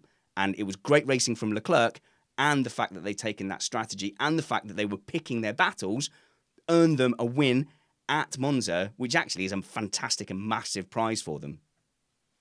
Yeah, it's like when Red Bull takes strategic penalties, so they've got fresh engines for the races they know they're going to be really competitive at.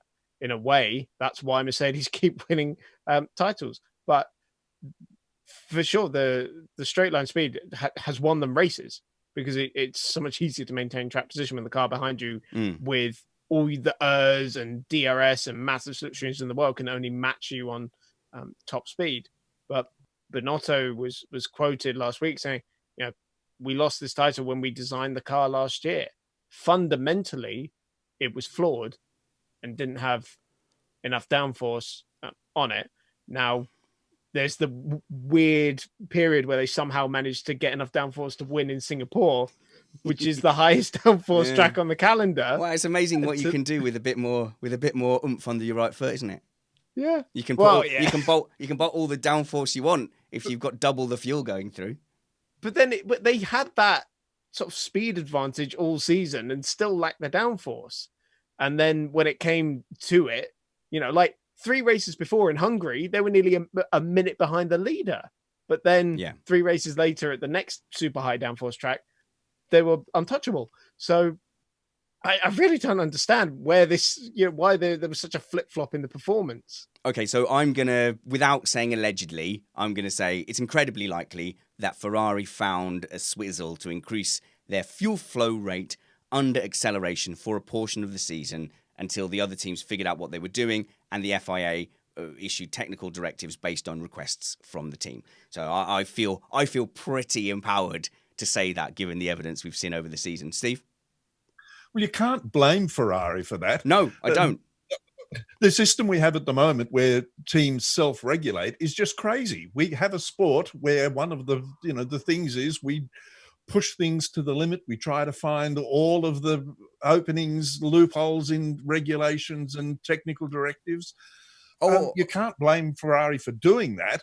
Maybe we should change, you know, go back to where the FIA is, you know, actively looking at the cars, you know, in a random basis, and that would stop them from, you know, cheating. Okay, I appreciate exactly what you're saying. If you give them an inch, they'll take a mile, and it is definitely part of the sport to try and sneak these innovations in. I will say there is a limit between loopholes, as you've said, and what Ferrari is alleged to have done. If it is true that they simply were able to pull fuel past the fuel flow sensor that gave them more power down the straight, they are effectively increasing the fuel flow to the engine. And they would have known that. If that is the case, that is out and out cheating and different to finding a clever loophole like the double diffuser. But I'm not even blaming them for that. That is a positive, because the next positive I wanted to point out was that Binotto does not get the credit that he deserves for dealing with what I imagine historically is a more hostile work environment than, say, the Mercedes. Hey, just admit your mistakes and come and give us a hug, and then we'll all smoke a spliff, and then we'll come back stronger.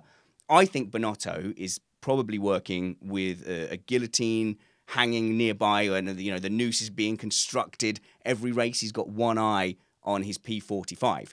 So he is working in a far more desperate situation. And as Chris says, if they target for certain races when they know the championship's kind of, you know, out of reach, that win at Monza might well have saved his job. That win at Monza did his career much better than, say, a consistent second place for the next 3 races. So I will say, I don't think a Ferrari that was challenging for the title would have done that fuel flow trick. To me, that feels like a somewhat desperate move from a management structure under a lot of pressure, desperate to bring home those keystone results. I don't know whether it's any more, you know, outright cheating than lots of other instances in the past where teams have pushed the boundaries. Sure, if that's what happened, they got caught and they got done. And I guess they'll have to learn their lesson from that. But you can't blame them for trying. And as for Binotto, well, there's no doubt that, you know, it's a toxic atmosphere at Ferrari, and he's trying to deal with it the best that he can. History has, you know, proven that you don't get a second chance at Ferrari very often, and I guess he's trying to look after himself. I think there's something to be said for making sure you have the ability to win a key race, such as your home race, for example, because Ferrari and Red Bull's biggest moments from this season, and where they would have got the most marketing done, the best PR for Ferrari, Monza, when they won, and Red Bull Austria, where they won. Mercedes will have gotten more out winning the title, but having Hamilton win his home race, that's huge. If they'd have been able to win in Germany as well, would have gone off the scale. You can see they were prepared for that scenario, but ultimately that didn't pan out. But I think there is something to be said for making sure you win key races where you have certain marketing things, like Mercedes winning in Malaysia was always a big thing as well because of Petronas. Yep, absolutely. And so that win at Monza, absolutely massive. So we're missing a few people. Catman's had to go to deal with a family issue, but do go and follow him on Twitter at CatmanF1. Does that sound right? I think so. At CatmanF1. Give that a go. You'll find him. And you can follow our regular co-host, Matt Trumpets, by going to at MattPT55. He can't be here today because he is playing a gig. And if you are in the New York area, swing by the Bitter End this Friday at 6:30 p.m. and Swing 46 Sunday at 8 p.m. if you are in that area. Worth seeing Matt play. I've seen it. He is brilliant. Chris is at Chris on Racing on Twitter. I am at Spanners Ready. The show is at Missed Apex F1. And Steve is frightened by technology and social media. If he ever sees any social media, he jabs it with a stick and tells it to get off his lawn. He hates it that much. That's the one. That's the one. Look, what is this witchcraft, says Steve Amy. So I think I've been fairly positive about Ferrari. And the last thing I will say about Ferrari is I'm not going to argue this year that they could have won the title. I think that's a stretch to say they could have won the title. But had it not been for mistakes of a driver who is quite mistake prone. Vettel has been making more and more mistakes the last few seasons, and bedding in a new and talented rookie who made mistakes at the beginning of the season, a couple of coming togethers with the two teammates, a couple of strategic and tactical errors, certainly a slight maybe misstep in the reliability versus performance ratios. I don't think it's as bad a car as it perhaps looked. I think they have built a very competitive car. They probably have a good platform to build upon. Chris Catman Turner, you are evil for putting a very cute child in front of your camera while I'm trying to make a point. The hope that I would say for Tifosi fans, that means fans, is that there is a core structure at your team to build on. It might not have worked out this season. They might have had to change their philosophy and tack when the beginning of the season didn't go well. But at the core, that is a top team with a top car who are very much in with the shout in 2020. See, I slightly disagree. Shout for 2020 for sure, but regardless of how many mistakes they made, I just don't think this car was capable of winning the championship. At the very least, it would have been a much more interesting second half of the season. Okay, look, on paper, on the points, I would absolutely agree with you, but Mercedes weren't operating under any pressure. If Ferrari had been able to put that pressure on early on, that changes everything. Look at Lewis Hamilton in Brazil when he wasn't thinking with the championship in mind. They gave Mercedes the freedom to do whatever they wanted. They could plan A, they could plan B, they could settle for second place, settle for third place. They could not gamble. They didn't push them at all. And if they come out of the blocks in 2020 and actually push Mercedes are beatable. They're amazing. They're fantastic and organized, but they are beatable. Yeah, no, I agree. Beatable. I just don't think they had it this season. Next season, I hope they will have a closer challenge because we need it. I think we said that at the end of last year too. Yeah, that's true. Well, 2020. I said they should have won last year's title. Definitely, they should have. They definitely should have won. The chat room saying, "Stop talking about F1." There's a baby there. Hello, Chris. I take it that is kitten boy F1 that we're looking at. This is Sylvie, my little girl. She's very interested in what we're up to. The hair hasn't come in yet. Apologies. No, it's all good. It's all good. Yeah, sorry, I had to run away, but It's okay. You lost every argument in your absence. Guys, we have to go. I've already plugged everybody's Twitters. I would urge you to consider supporting us on Patreon, patreon.com/Missed Apex. We will keep you entertained over the winter, except for 2 Sundays. So if you go to patreon.com/Missed Apex, there's essentially 2 tiers. $5 a month and above for generally 6 shows and at least 1 or 2 extra patron-only podcasts that are terrible during the month. And also, you can come and join us in our Slack forum and chat. But there's also a lower tier. So for $1.99, you can contribute to Missed Apex and get an ad-free feed for your trouble. So that would be, I think, something like 30 cents a show for the lowest tier of entry on our Patreon. Do consider supporting us, because without your support, there simply would be no Missed Apex. Patreon.com/Missed Apex. We have time for an award, Chris, and that award is... Comment of the week. Okay, and I think that Chris's daughter is going to be the judge for sure. Awesome. Not mine. The other Chris, hopefully. Well, Unless I you hope know this is something mine. I don't. I put a lot of effort into this one. I hope it's mine.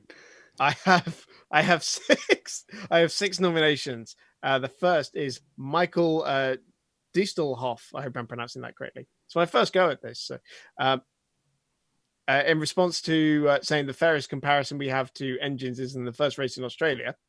And in Australia, we're saying it's only the first race. We can't tell until at least 4 races in. Yep, that's true. We're nothing except massive hypocrites. Patrick Walsh, Red Bull changed 4 wheels quicker than I can stand up. I mean, that's true. Also, by the sounds of it, and if you're anywhere near me or Steve's age, you also can't stand up without sort of going, oh. And it gets worse as you get older. Don't tell me Challenge that, Steve. yourself. It's so bad already. Who are our next contenders? So we've got Patrick Walsh again. McLaren won the Meme World Championship. That was a bit of a solo effort with Lando Norris, actually. He's brought the whole team with him. I think that's the key thing. Yeah. Vermin's Chris 2.0 chatting gobbledygook, we will say. That's Chris 1.0. No, I disagree. Perry Brown says, stop it, chat room. Hamilton to McLaren is pure 18 plus rated material for me. Oh, man. Yeah, Hamilton to Ferrari. We're not even going to get into those rumours yet.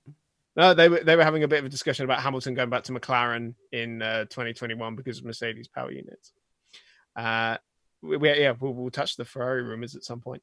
And the last nomination is Mark Greenhow. A good editor is very important. Just ask George Lucas. In reference to my favorite movie saga of all time. Well, Yes, but he's dead right. George is a terrible director of people, but his editors save him every day. Oh, that's it saved, is it? So it would have been even worse than that. It's already the worst sci-fi ever. Yeah, but no, because the first cut of Star Wars was absolutely abysmal, and his editors had to save it. George Lucas is a visionary. Yes, he can't direct talent to save his life. Okay, so we had 4 comments there. Did Kitten Girl F1 have a favourite? You can interpret for her. What do you think? I think. What do you reckon, George Lucas? Yeah, go on then. He likes Star Wars. Who was that? Remind us of that one then, Chris. And that was Mark Greenhow. A good editor is very important. Just ask George Lucas. Fantastic. Not a first-time winner, I don't think, Mark Greenhow. You are the winner of this week's... No, not of that. Not of Random Engine Sounds Award. That's not an award. It's this one. Comment of the week. Oh, we're so close to getting through the show with only about 100 mistakes. Instead, I have to settle for 101 mistakes. We were being asked in the chat room whether we had a schedule for the winter. No, generally over the winter, you can tune in and catch a show for your Monday morning commute still. We aim to do the live streams at 8 p.m. UK time on a Sunday, unless you hear otherwise. The best place to follow us is on Twitter at MissedApexF1, where we will tell you if we're not going to be on at 8 p.m. for a live stream. Sometimes we'll have to pre-record the shows. we are taking off the last 2 Sundays in December only, and then we'll be back on January the 5th as well. And of course, I mean, you definitely get the best information in our Patreon Slack group by going to patreon.com/MissedApex. We would appreciate any support at all. We're going to be doing some iRacing soon again.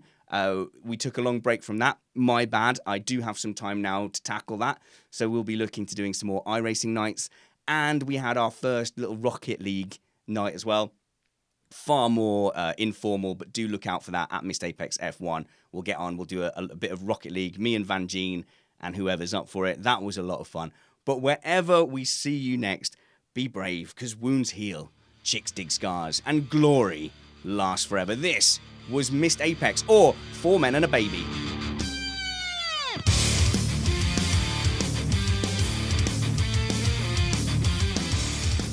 Oh, guys, remember when the baby came in?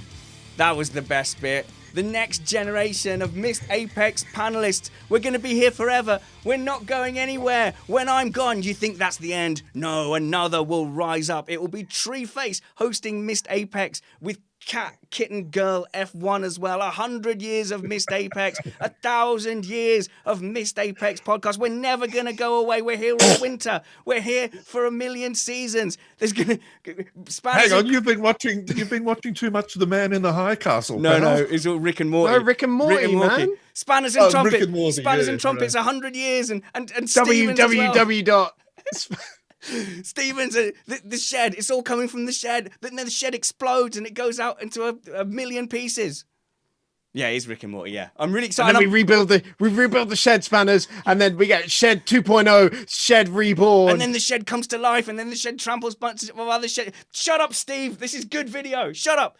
And anyway, yeah, that I was www.spannershed.com. Because there was no Rick and Morty last week. I'm sad and I'm missing it, and I had to fill the void. Spanners, do you want to develop an app? So yeah, that was good. Actually, I've liked all the new ones. I like the heist movie one less, but then on the second watching, I was like, yeah, that's really good. Yeah, Patrick Walsh has just messaged, you son of a bitch, I'm in. Everyone go and watch Rick and Morty now. Go and do it now. We haven't got the 4th series down here yet. Oh no, neither. Oh no. Oh, neither have we. Oh no. I don't know. Yeah. I'm on episode 2. Yeah, I've seen them all. I meant to say, you son of a bitch, I'm in. I've got a merch supplier. I've got a merchandise supplier live stream. So I should have said that on the main podcast as well. I forgot. I have a merch supplier now at a reasonable price. So as long as people are happy for the postage to wherever it's got to go, then, hoodies 18 quid. I think the T-shirt's going to be like 12 quid or something like that. So not even on like Teespring and stuff, they're horrendous. Are they going to be able to ship to weird places like, the Southern Hemisphere? One problem at a time, Steve. For God's sake, it's not my fault. It's not my fault. Your ancestors did naughty things and ended up in paradise. How's that punishment, by the way? No, mine were one of the ones that came out here voluntarily. You would say that. No, Is there no criminals in my background. Is there a class system at Australian parties? Where did your ancestors come from? Well, there is a little bit is of there? one. No. Yeah, That's good. Yeah. Oh, that's fantastic.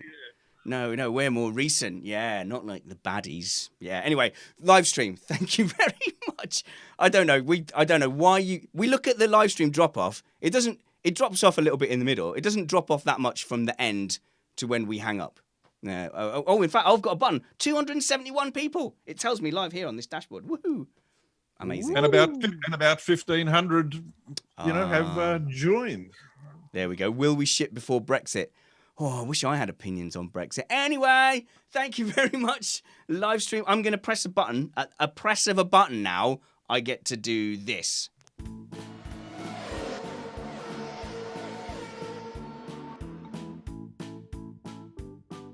Goodbye, guys. Thanks for joining us on the live stream. Hope you enjoyed the show. We'll be back here soon, broadcasting from our shed. Let the shuffling commence.